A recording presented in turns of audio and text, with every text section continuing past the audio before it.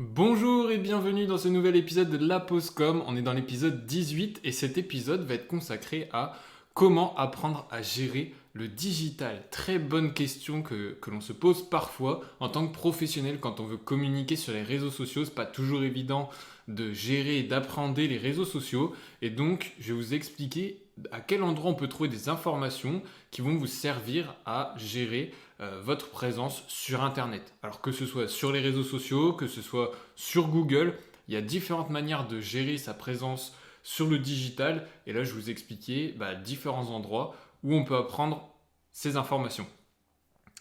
Alors, dans un premier temps, on peut les apprendre par soi-même. Et pour apprendre des informations par soi-même, j'entends aller chercher soi-même sur Internet, aller chercher les informations et faire une veille d'informations. Grossièrement, ça ressemble à ça. Et pas, on ne vous donne pas tout cru dans un seul endroit, ça on en parlera juste après. Là, c'est déjà les recherches que vous faites par vous-même. Vous tapez des mots-clés, vous tapez des questions sur Google et vous allez chercher les informations au fur et à mesure. Alors, il y a de la manière classique, vous allez chercher sur des blogs, sur Google, vous tapez une question et vous allez trouver une réponse. Parfois c'est compliqué, parfois la réponse est déjà toute faite et vous n'avez pas besoin d'aller chercher beaucoup plus loin. Mais des fois, quand c'est un peu plus compliqué, il faut aller chercher autrement. Et vous avez des fois, c'est toujours des fois, vous avez de temps en temps besoin d'avoir des informations qui sont proposées d'une autre manière. C'est-à-dire qu'on a le format blog qui ne convient pas à tout le monde. Il y a aussi le format podcast et le format vidéo. Donc avec ces trois formats, déjà, on peut couvrir un panel d'informations et de méthodes d'apprentissage qui sont assez variées et qui peuvent convenir à tout le monde. Donc des fois, on a des informations qui sont disponibles sur des blogs et on trouve tout ce qu'on veut. Mais des fois, ça arrive que ce soit pas disponible sur un blog. Et c'est là où il va falloir chercher un peu plus loin. Alors on a YouTube qui est une librairie vidéo extraordinaire et bien fournie qui va vous donner la plupart de vos réponses. Et ça, il n'y aura pas de souci avec ça, vous allez trouver ce que vous voulez.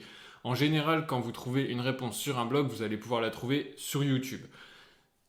Après, ça dépend toujours des cas. Vous avez aussi les livres. Les livres sont une bonne source d'information. Alors attention, il y a un petit warning avec les livres, c'est que des fois ils sont écrits il y a plusieurs années en avant, en arrière, et ces fameux livres étaient valables au moment où ils ont été écrits.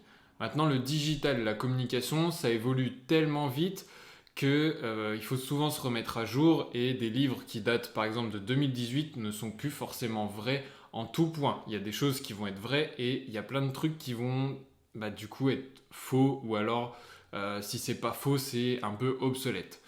Donc il faut faire un peu attention à tout ça, surtout avec les livres. Le restant, même sur des vidéos YouTube ou sur des blogs, regardez la date, mais en général, c'est régulièrement mis à jour ou entretenu. Donc vous allez avoir toujours du contenu récent qui sera mis en avant et le contenu plus ancien passera au second plan. Donc normalement, vous ne vous ferez pas avoir avec tout ça. Vous avez aussi tout ce qui est live. Il y a plein de webinaires et de lives qui sont disponibles et qui sont proposés par des formateurs ou par des indépendants.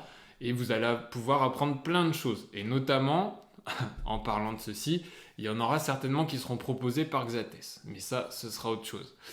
Vous avez aussi certains comptes de réseaux sociaux, notamment sur Instagram, où vous allez trouver plein d'informations sur les dernières choses qui se passent, sur la manière de communiquer, sur les significations des couleurs par exemple. Tout ça, c'est des points à prendre en compte et on va vous apprendre à communiquer et comment bien communiquer sur ces comptes de réseaux sociaux.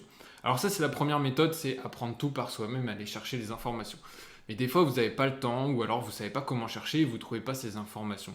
C'est là que entrent en jeu les formations. Les formations, c'est un peu la bête noire de certaines personnes puisque elles trouvent ça des fois inutile ou alors que c'est un certain coût et qu'on n'est pas sûr d'apprendre les choses qu'on a besoin. Concrètement, dans la plupart des cas, les formations seront très bien construites et vous allez apprendre énormément de choses et ça vous permettra d'être autonome.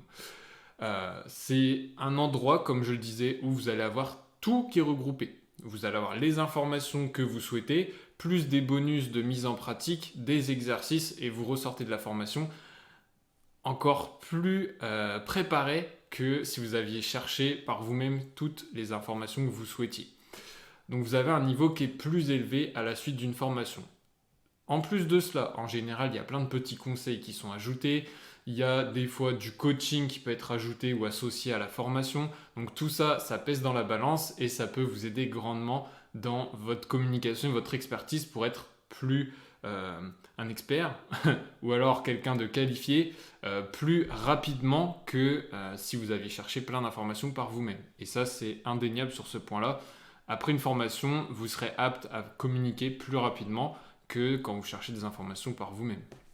Puisque vous allez chercher en général des informations qu'au moment où vous en avez besoin. Ce qui veut dire que vous évoluez beaucoup moins rapidement puisque il faut déjà rencontrer des problèmes avant de se dire j'ai besoin de cette information pour faire telle ou telle chose. Alors que dans une formation, vous avez un problème, mais cette formation en résout une globalité de problèmes et vous donne même plus que les problèmes que vous avez.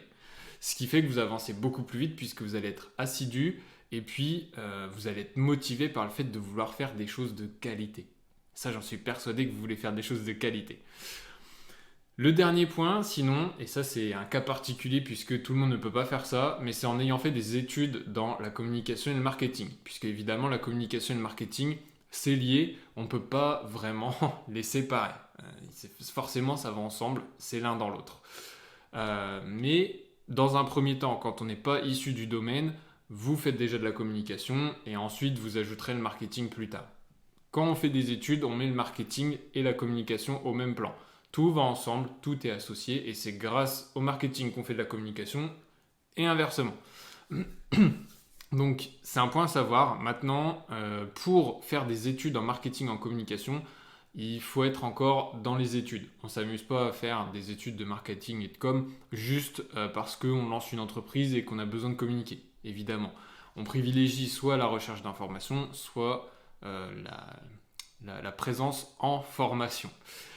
Pour les études, vous pouvez pallier ça avec des stagiaires ou des alternants pour vous aider et vous accompagner dans votre communication. Ça peut être un investissement pour vous et aussi un investissement pour eux qui vont recevoir énormément de savoir et bien plus au niveau organisation, professionnalisme à vos côtés puisque vous allez pouvoir les accompagner aussi et leur apprendre plein de choses pour qu'ils puissent évoluer. Mais à l'inverse, ils vont aussi vous apprendre énormément de choses en communication et vous préparer des projets sympathiques pour votre entreprise. Voilà pour les 3 points qui vont vous permettre d'apprendre à gérer le digital. Il y a 3 endroits où vous pourrez trouver les choses. Maintenant, à vous de faire votre choix et de savoir dans quel camp vous voulez vous placer et comment vous voulez faire évoluer votre communication sur le digital. Xathès et la Postcom, ça évolue. On va aborder des sujets qui vont compléter tout ce qu'on a vu jusqu'à aujourd'hui. Donc, restez informés. N'hésitez pas à vous abonner à la newsletter qui va être disponible sur xathès.fr. Je sais que j'arrête pas de le répéter, mais là, c'est de plus en plus proche. Et vous allez voir, il y a une grosse surprise qui vous attend. Je vais vous l'annoncer dans ce podcast. Donc, on se dit à très vite dans le prochain épisode de La Postcom. Portez-vous bien.